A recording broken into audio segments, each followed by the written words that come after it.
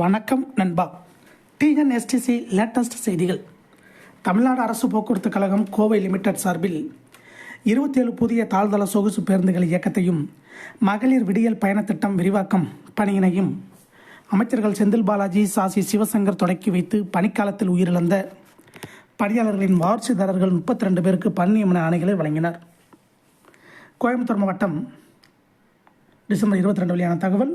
சூலூர் பேருந்து நிலையத்தில் தமிழ்நாடு அரசு போக்குவரத்து கழகம் கோவை லிமிடெட் சார்பில் 27 புதிய தாழ்தள சொகுசு பேருந்துகள் இயக்கத்தையும் மகளிர் விடியல் பயணத் திட்டம் விரிவாக்கம் பணியினையும் மாண்புமிகு மின்சாரம், மதுவிலக்கு மற்றும் ஆயத்திரவைத்துறை அமைச்சர் வி. செந்தில் பாலாஜி முன்னிலையில் மாண்புமிகு போக்குவரத்துத்துறை அமைச்சர் திரு சாசி சிவசங்கர் அவர்கள் தொடங்கி வைத்து பணிக்காலத்தில் உயிரிழந்த பணியாளர்களின் வாரிசுதாரர்களின் 32 பேருக்கு பணி நியமன ஆணைகளை வழங்கினார்.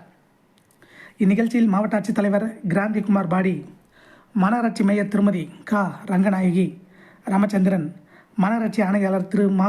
சிவகுரு பிரபாகரன், இந்திய ஆட்சிப்பணி மாநகராட்சி துணை மேயர் திரு ரா. வெற்றிச்செல்வன், சூலூர் பேரூராட்சி தலைவர் திருமதி தேவி மன்னவன், தமிழ்நாடு அரசு போக்குவரத்து கழகம் கோவை லிமிடெட் மேலாண் இயக்குனர் திரு ஜி. செல்வன், முன்னாள் சட்டமன்ற உறுப்பினர் திரு கே. தினகரன், பொது மேலாளர் திரு கே. செல்வகுமார், உள்ளாட்சி அமைப்புகளின் பிரதிநிதிகள், உதவி மேலாளர்கள், கிளை மேலாளர்கள், பணியாளர்கள் மற்றும் அனைத்து தொழிற்சங்க நிர்வாகிகள் உட்பட பலர் கலந்து கொண்டனர். இந்நிகழ்ச்சியில் மாண்புமிகு போக்குவரத்துத்துறை அமைச்சர் திரு சாசி சிவசங்கர் அவர்கள் பேசியதாவது: மாண்புமிகு தமிழ்நாடு முதலமைச்சர் அவர்கள் ஆட்சி பொறுப்பேற்ற பிறகு 8500 பேருந்துகள் வாங்குவதற்கு ஆணையிடப்பட்டு தற்போது வரை 3000 பேருந்து மக்கள் பயன்பாட்டிற்கு துவங்கி வைக்கப்பட்டுள்ளன. அதன் ஒரு பகுதியாகத்தான் இன்று கோயம்புத்தூர் மாவட்டத்தில் 27 தாழ்தள சொகுசு பேருந்துகள் நகர வழித்தடத்தில் இயக்குவதற்கு தொடங்கி வைக்கப்பட்டுள்ளது. மாண்புமிகு தமிழ்நாடு முதலமைச்சர் அவர்களின் முத்தான திட்டங்களில் ஒன்றான மகளிர் விடியல் பயணத் திட்டம் எந்த அளவிற்கு சிறப்பாக செயல்படுகிறது என்பதை தினந்தோறும் கவனித்து வருகின்றார்கள். இத்துறை சிறப்பாக செயல்படுவதற்கான வழிகாட்டுதலையும் வழங்கி கொண்டிருக்கிறார்கள். இத்திட்டம் சிறப்பாக செயல்படுவதற்கு ஒவ்வொரு ஆண்டும் கூடுதலான நிதியை ஒதுக்கீடு செய்வது தருகிறார்கள். இந்த திட்டத்தை செயல்படுத்த போதும் பேருந்துகளில் பயணம் செய்யும் மகளிரின் விகிதம் 40% இருந்தது. தற்போது 69% உயர்ந்து இருக்கிறது. மகளிர் வாழ்க்கையில் இத்திட்டம் மிகவும் உறுதுணையாக இருக்கின்றதே. பெண்களின் வாழ்வில் மிகப்பெரிய மறுமலர்ச்சி ஏற்பட்டுள்ளதே. இத்திட்டத்தின் கீழ் தமிழ்நாட்டில் 595 கோடி பயணங்கள் மேற்கொள்ளப்பட்டுள்ளன. இந்த திட்டத்தின் சிறப்பை உணர்ந்து இத்திட்டத்தை கர்நாடகா, ஆந்திரா உள்ளிட்ட பிற மாநிலங்களில் செயல்படுத்தி வருகின்றார்கள்.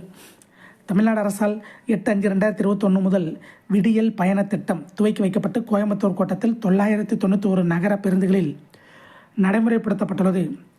நாளொன்றுக்கு சுமார் 7,84,000 மகளிர்கள் தினசரி கட்டணமில்லா பயணம் மேற்கொண்டு உள்ளனர். 8/5/2021 முதல் நவம்பர் 2024 வரை 8559 மகளிர்கள் கட்டணமில்லா பயணம் மேற்கொண்டுள்ளனர். இதனைத் தொடர்ந்து 24/2/2024 முதல் இத்திட்டம் விரிவுபடுத்தப்பட்டு உதகை, வால்பாறை, தாளவாடி மற்றும் ஆனைக்கட்டி மலைப்பகுதியில் 35 கிலோமீட்டருக்கு கீழ் இயக்கப்படும் 122 புறநகர் பேருந்துகளில் மகளிருக்கு நடைமுறைப்படுத்தப்பட்டுள்ளது. கட்டணமில்லா பயணம் செய்ய நாளொன்றுக்கு மலைப்பகுதி புறநகர் பேருந்துகளில் சுமார் 43,000 மகளிர்கள் தினசரி கட்டணமில்லா பயணம் மேற்கொண்டு வருகின்றனர். 24/2/2024 முதல் நவம்பர் 2024 வரை மலைப்பகுதி புறநகர் பேருந்துகளில் 120,08,000 மகளிருக்கான கட்டணமில்லா பயணம் மேற்கொண்டுள்ளனர்.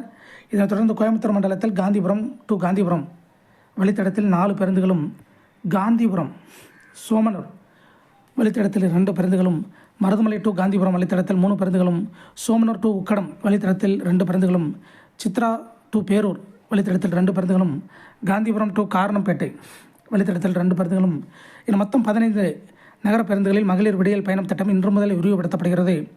தமிழ்நாடு அரசு போக்குவரத்து கழகம் கோவை கோட்டத்தில் பணிக்காலத்தில் இறந்த 32 பணியாளர்களின் வாரிசுதாரர்களில் 3 பேருக்கு ஓட்டுநர் பணியும், 25 பேருக்கு நடத்துனர் பணியும், 3 பேருக்கு மகளிர் நடத்துனர் பணியும், ஒருவருக்கு தொழில்நுட்ப பணியாளர் பணியும் என மொத்தம் 32 பேருக்கு பணி நியமன ஆணைகள் இன்று வழங்கப்பட்டுள்ளது.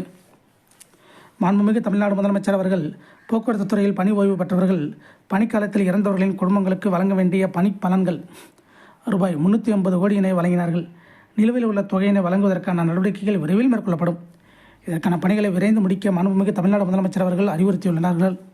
இந்த துறை சிறப்பாக செயல்படுவதற்கான அனைத்து விதமான நடவடிக்கைகளையும் தொடர்ந்து மேற்கொண்டு வருகின்றார்கள் எனும் மாண்புமிகு போக்குவரத்து துறை அமைச்சர் சாசி சிவசங்கர் அவர்கள் தெரிவித்தார். இதே போன்ற போக்குவரத்து துறை அப்டேட்டுகளை தெரிந்து கொள்ள நம்ம சேனலை சப்ஸ்கிரைப் பண்ணுங்கள், ஷேர் பண்ணுங்கள், லைக் பண்ணுங்கள். நன்றி, வணக்கம்.